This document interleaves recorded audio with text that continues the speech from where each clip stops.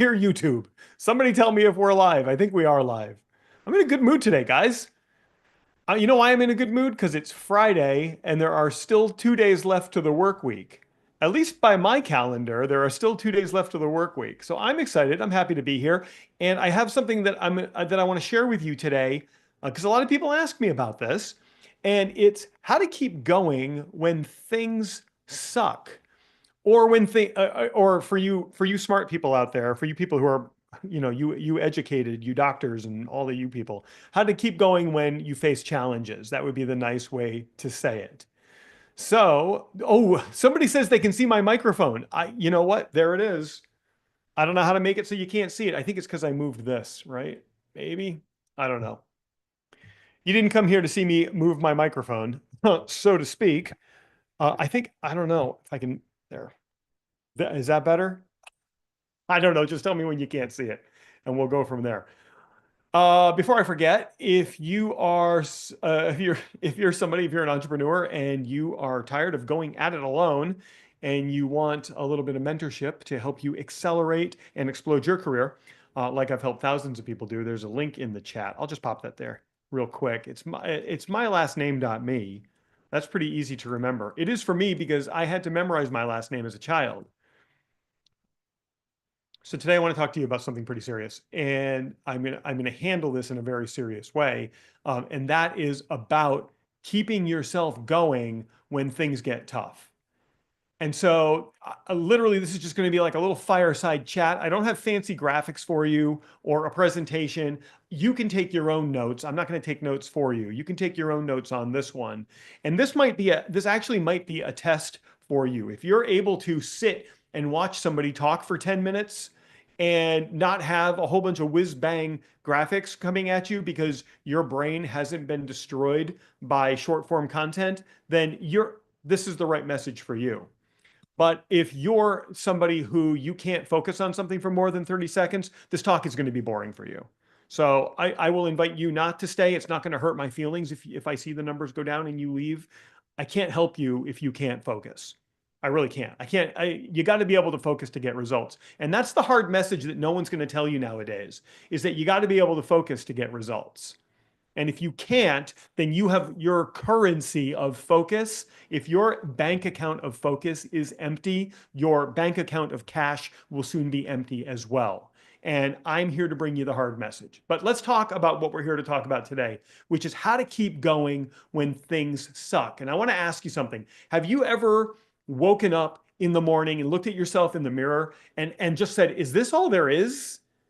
Is this all that there is for me? And and what am I doing to begin with?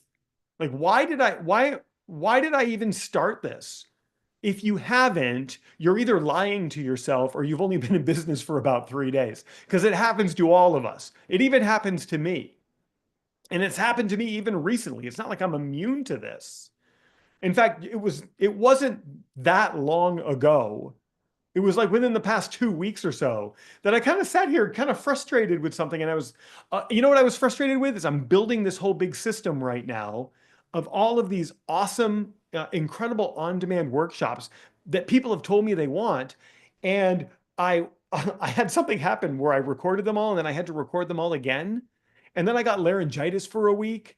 And then it was delay after delay. And something that I wanted to launch in March, it's now mid-May and I'm just getting around to launching it because of setback after setback. Things sucked. And I sat here and I said to myself, just burn it all down. Like that dude in Game of Thrones just yelled, burn it all.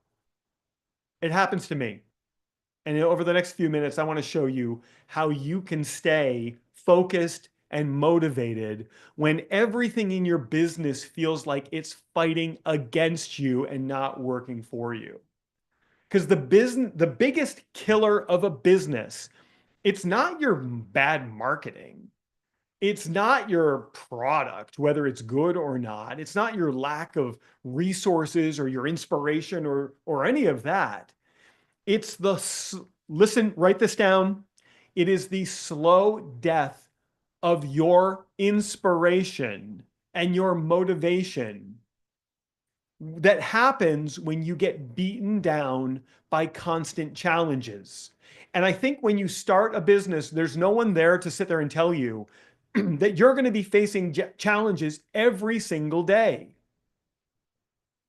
You start your business and day one, you're like, great, I love what I do. And you think people are just going to come out of everywhere wanting to work with you, but it doesn't work that way, friends. And you're going to face challenges every single day. Challenges that you're not expecting. They're going to come in and they're coming in to regulate you. That's a totally different conversation. But you've got to understand challenges they're not out to get you. They're just inevitable. You're going to face them. But when your inspiration dies, when your motivation dies, everything else follows.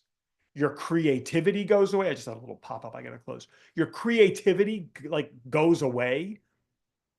You're not able to make clear decisions. You feel it. Your family feels it. Your clients feel it. Your customers feel it. And then eventually your bank account's going to feel it too. Right? So what's at stake here? Everything. So you've got to learn how to motivate yourself. You've got to learn how to maintain your inspiration. And this isn't some like fluffy self-help BS. This is a core business skill that directly impacts your bottom line. This directly impacts the longevity of your business and the amount of people that you can help. And let me tell you who I'm talking to here. I'm not talking to the hobbyists and the dabblers. If you want to make hobby money, go make hobby money. And if you want to make dabbling money, then you can go dabble and go make dabbling money. This is not who I'm talking to here. Here's who I'm talking to. Is this you? I'm talking to the people who want to make a lot of money. I'm talking to the people who want to make profit. That's the money you keep. There's a big difference between profit and revenue. Gabrielle will tell you all about that. She's here on the Zoom. Profit's what you keep. Money is what you make. Revenue is what you make. Anybody can throw any revenue number at you. You can make $100,000 spending $90,000 on ads. It's profit. It's what you keep. I want you here because you want more profit. I want you here because you want to give your clients the best results imaginable. And I also want to help you have a little bit of fun. And before I forget, if that is you, if you're watching this, whether you're here live or on the replay, and you want to make more money, and you want to have better impact on your clients, and you want to have fun, I'll put a little link in the chat. You can just visit that link. That will let you apply to be on my calendar. It's mylastname.me, Prouty.me. You can apply to be on my calendar. We'll brainstorm about your business. A couple of entrepreneurs sitting around talking about growth. It's not a sales call in disguise. And I would love to share some ideas. I'd love to share some ideas with you. So that link is there. I'll also include it in the description if you happen to be watching this at a later date. So let's talk about some data points here. The Harvard Business Review, when I went to Harvard, that's how they taught us how to say it. They taught us to mispronounce it so that we didn't seem like we were uppity. I went to Harvard one day. I was delivering balloons. I actually didn't go to Harvard at all. But I know where it is. I drove by it a couple of times. 65% of entrepreneurs, according to Harvard, the Business Review, 65% of entrepreneurs experience periods of complete burnout. It's not real. You're imagining it, but it directly threatens your business. There's some other research that shows that businesses led by resilient, disciplined founders are 40 to 45% more likely to survive, especially in those critical first 5 years. I've been doing this for 25 years. It still haunts me. It will still haunt you. It's inevitable. Entrepreneurs who have a strong mental fitness practice, a strong mental wellness practice, generate an average of 32% more profit than those who neglect that element or that aspect in their business. And that's super, super important. So there are some things that are contributing to this for you. I'll share 3 of them with you. The first is the isolation factor. The second is your blindness to results. And the third, talk about the comparison trap. I think those are three big things that will come around and make things, as I said in the title of this video, make things suck for you. Okay, so what was the first one? The isolation factor. Entrepreneurship is lonely as you can possibly imagine. You're not going anywhere anymore. You're alone. You're sitting here alone. You don't have a built-in group of people that are helping make sure pushing you along. You have to make decisions nobody else understands, and you face challenges that no one in your peer group will ever be able to appreciate. And you don't really have anybody to talk to who gets it. Who you can't talk to your spouse about it. They don't know. And this isolation creates this like echo chamber of doubt in your head. And then your problems get magnified. And sometimes it can feel very lonely, like you're the only one struggling. So it's kind of, I'm not here to sell you anything, but it really is the reason I created my mastermind, is to bring people like that together so that we have a place to go and we can all be together. So whether it's my mastermind or somewhere else, it's like creating your own brain trust of business owners. So in my mastermind, we get together how many times a week, guys? Like feels like every day, except for Wednesday. We get together on Mondays, accountability on Tuesdays, Thursdays, and a couple of times on Fridays. Like there's lots of opportunities for these people to be together. And it's one of the things that I'm told is the most sensational part of my mastermind. So find something like that, whether you could go to a coffee shop and just chat with retirees and maybe feel better, or find your own, or mine's available to you. Just get a hold of me if you want to figure that out. But when you have that, your challenges feel a lot less because you've got other people holding you up and pushing you along. The second problem that you're going to face, especially as a new entrepreneur who's just starting to get results for people or for yourself, is something called result blindness.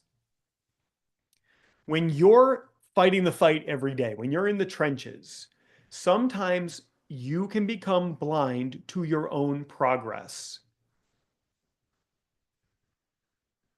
And sometimes when you're blind to your own progress, all of the problems seem much louder, seem much more impactful.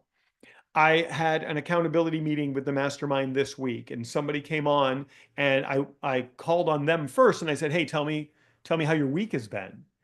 And he said, "I can't believe you called on me first. I feel like I haven't gotten anything done this week." He had results blindness. I said, "Have you really not gotten anything done?" And he goes, "Well, hold on, let me look, let me think."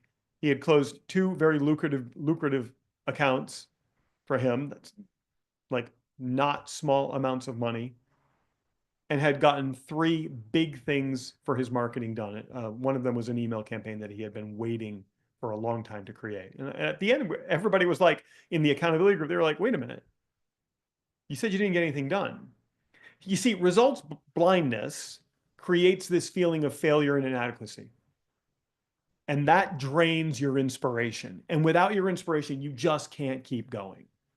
So if you refuse to get with other people in like a mastermind environment where there's accountability built in, good luck finding that. I built it and we've been doing it for years because it works and people love it. But if you refuse to accept that, then at least in your journal, have a page every week called your victory page and write down all your wins from the week. It's going to help. It's going to shift everything for you. That's going to reverse engineer the result blindness and show you that you actually are getting some great results. I would much rather have you in some sort of an accountability. And if you've been here this long in the video, then you're probably someone who's got the focus and attention to get a lot out of like the mastermind. So, I mean, just in case you need the link, I've already put it in the chat a couple of times, but I can put it in again for you. I think you can probably see it. I'll just keep putting it in until you click on it. It's mylastname.me. That'll get you there. Yeah. So then the third problem that you're going to face that's going to make things suck is the comparison trap, the prison of comparison. That's a good way of putting it, isn't it? The prison of comparison. Unfortunately, social media, especially now, has turned entrepreneurship into a highlight reel. And everybody just trying to show off. They're just trying, it's just one big show reel. I could probably talk about this for an hour about how that's the worst approach that you can take to social media, just trying to show off how great you are all the time. There's a place for it. You've got to show your accomplishments, but when every single post is about your accomplishments, the vacation, the car that you're driving, the logos of the stuff that you're buying and wearing, you're not showing me anything other than that you have this insecurity that you need to be pumped up by likes and comments. The last time I checked, you cannot put likes and comments in the bank. And the comparison that you're making to people who are like that is deteriorating your discipline and your motivation and your inspiration. And these are artificial, inflated, and they, write this down, when you compare yourself to others through social media, you're comparing yourself to an artificial timeline for success. And that's going to make you feel like a failure faster than anything else. Don't compare yourself to me. When you look at the 1,000 videos that I have on YouTube, it's taking years to make that happen. Or the masterminds that I built, or the systems that I have in place. I've been doing this for 2 decades. You have to ask yourself the question, what is true right now? Not what's true for them, what's true for me right now. Focus on your current metrics, your current customers, your current situation, your current challenges, not someone else's, write this down, not someone else's edited reality. In fact, oh, guys, I don't even know if I should say this one. If you really want to be successful on social media, you have to move from being a consumer of social media to a contributor to social media. And if you want to learn how to do that, get a hold of me. Because it's one of the things that I have always done, and one of the things that people who are here in my mastermind, they do best.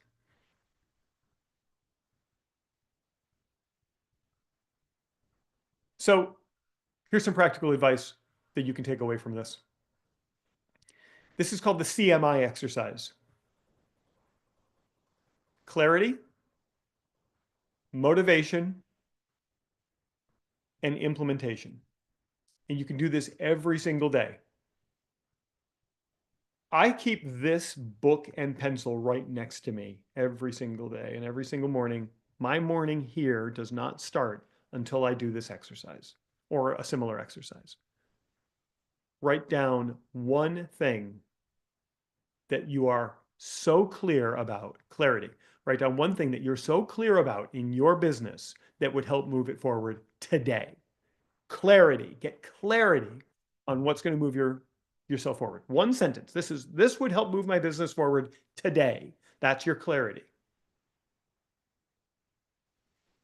Motivation. I talked about having the victory page, the victory list. Look at your victory list and remind yourself of the progress that you've made. That's going to fuel you to make more progress now. And then implementation.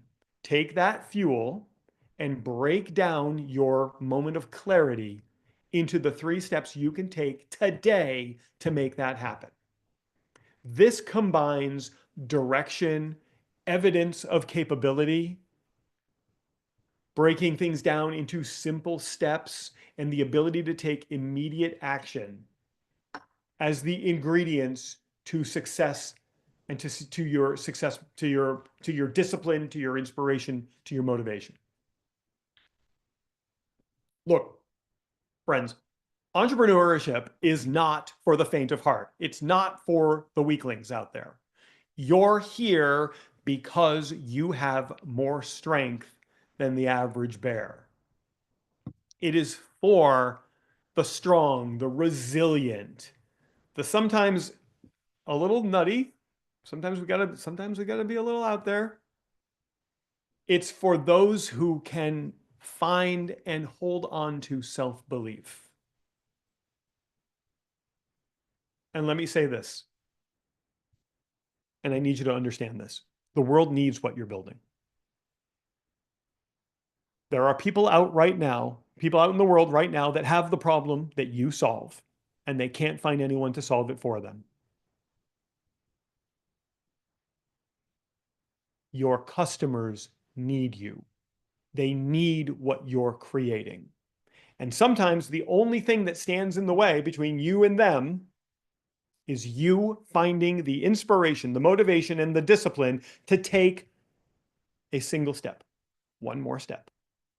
That one more step could put you in the spotlight where they see you. They are problem aware and solution seeking, and you have revealed the sole source for the solution they seek just by taking that one more step. The strategies I shared with you today aren't complicated, but they work. Pick something that you learned today, implement it today. The difference between a successful entrepreneur and a failure,